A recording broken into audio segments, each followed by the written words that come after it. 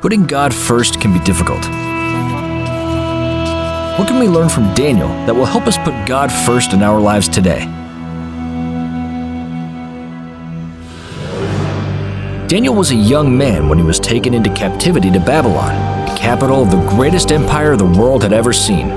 King Nebuchadnezzar always took the best and brightest young men as captives from the many nations he conquered. He would then teach them the Babylonian science and religion, knowing that they would significantly contribute to the expansion of his kingdom. 10,000 young people were taken along with Daniel, and from them, the best of the best were sent to the palace. Daniel, Shadrach, Meshach, and Abednego were some of these. Their first test was with food. In fact, since the time of Eden, God's people have been tested with food. Food has been a representation of either devotion to God or rejection of His word. But in their case, putting God first could have cost them all the privileges afforded them, or worse, they could lose their lives.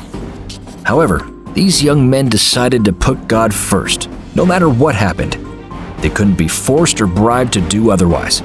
Faithfulness with their diets not only gave them superior physical strength, but, most importantly, greater mental and spiritual discernment.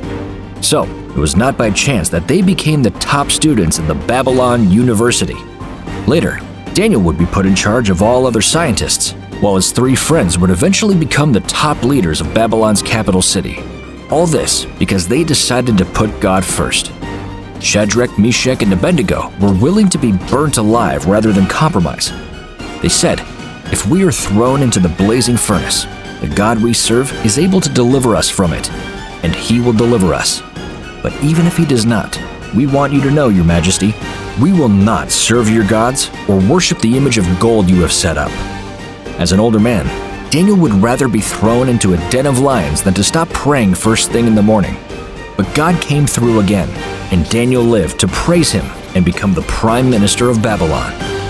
Daniel put God first. His example compels us to do the same. As the deacons collect the tithe and promise, we are challenged to put God first.